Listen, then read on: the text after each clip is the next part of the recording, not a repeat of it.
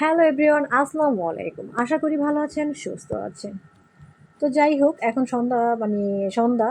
তো গতকালকে আমি যখন কলকাতা থেকে আসছি ভীষণ পরিমাণ অসুস্থ ছিলাম, যার কারণে এখনও অসুস্থ আছি। তো চাটা একটু খেয়ে নিয়ে রান্নায় চলে যাব রাত্রে রান্নার জন্য। আজকে সারাদিন কিছুই রান্না করিনি। গতকাল রাত্রে যে আলু ভর্তাটা ছিল সেগুলো দিয়েই আজকে কিন্তু খাবার টাবার খেয়ে নিয়েছি, আর মুরগির মাংস ছিল সেগুলো দিয়েই শেষ করেছি। তো রুই মাছের টক রান্না করব আজকে। এই রুই মাছের টকটা খেতে কিন্তু দারুণ লাগে।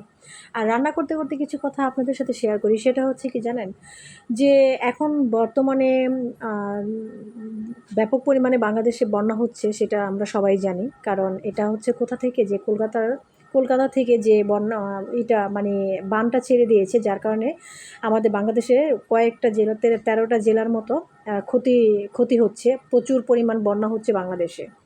একটা কথা আছে না, যে একে পাপ করে দশে পুইরা মরে, আমাদের ভাষায় যে কথাটা বলে আর কি, তো সেটাই বললাম। কারণ কলকাতার সবাই কিন্তু খারাপ না, ঠিক আছে? ভালো মন্দ কিন্তু সব জায়গায় আছে। কলকাতার মধ্যে কি কলকাতার সাধারণ জনগণকে এই কাজটা করেছে বলেন? কলকাতার সাধারণ জনগণ কিন্তু এই কাজটা করেনি। অবশ্য উপরের মহলের মানুষটিই করেছে, ঠিক আছে? এমপি, মন্ত্রী, মুখ্যমন্ত্রী, তথ্যমন্ত্রী, যত মন্ত্রী আছে তাদের হাতেই কিন্তু এসব থাকে, সাধারণ জনগণের হাতে কিন্তু এটা থাকে না। আর সাধারণ জনগণের কিন্তু কোনো দোষ নেই। আমি কলকাতা থেকে গতকালকেই আসছি, ঘুরে আসলাম। সাধারণ জনগণ কিন্তু এইটার জন্য ব্যাপক পরিমাণে আফসোস করছে, কারণ আমরা নিজেই প্রমাণ। আমাদের সাথে এই খুব আফসোস করলো যে এটা হয় না, এটা কেন করেছে, অনেক কিছু বলেছে। কলকাতার মানুষ কিন্তু সাধারণ যারা জনগণ আছে তারা কিন্তু তাদের বিহেভিয়ার, তারা কিন্তু ব্যাপক পরিমাণের ভালো, ঠিক আছে? আমাদের দেশেও যেমন খারাপ ভালো ছিল, আছে, আর সেই দেশেও কিন্তু ভালো মন্দ আছে। কেন আমাদের বাংলাদেশে যে এতদিন হাসিনার কথাই বলেন না কেন, সবাই যে হাসিনা খারাপ ছিল, তাই না? সবাই বলেন এটা। তো ওখানেও কিন্তু ভালো মন্দ আছে, এখানেও যেমন ভালো মন্দ আছে, ওখানেও কিন্তু ভালো মন্দ আছে।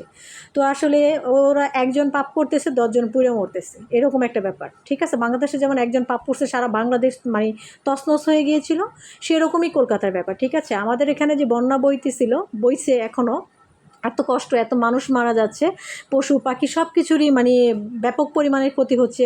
অনেক মানুষ, হাজার হাজার মানুষ মারা যাচ্ছে, অনেক মানুষ বিপদে পড়ে আছে, আমরা সবাই দেখতেছি। এটার জন্য কিন্তু তারা, যে ওখানকার, আমি বারবার বলতেছি, সাধারণ যে জনগণ আছে কলকাতায়, তারা কিন্তু খুবই আফসোস করছে। আমাদেরকে জিজ্ঞাসা করছে অনেকেই যে আপনারা কি বাংলাদেশি আপু? আমরা অনেক বলতাম যে হ্যাঁ আমরা বাংলাদেশি। বলতেছে আপনাদের বাংলাদেশে বন্যা বইছে না, বন্যা হচ্ছে বা এটা সেটা, আমাদের খুব খারাপ লাগছে, এটা সে তো অনেকেই, একজন দুইজন না, যেখানে আমরা বের হয়েছি সেখানেই কিন্তু এই কথাগুলো বারবার বলেছে। তো দেখেন, আমাদের এখানেও যখন কি ক্ষতি হয়েছে, তখন কিন্তু কি প্রধানমন্ত্রীর দোষটাই দিয়েছে। সাধারণ জনগণের কাছে কি হাতে কি কিছু ছিল? আমাদের হাতে কিছু ছিল বলেন? আমরা সব সময়ই চাই একটা শান্তিপ্রিয় দেশ, একটা শান্ত সুস্থ মানসিকতা নিয়ে যাতে আমরা চলাফেরা করি, স্বাভাবিকভাবে যাতে আমরা জীবনযাপন করতে পারি, সেইগুলো নিয়েই কিন্তু আমরা চলাফেরা করি।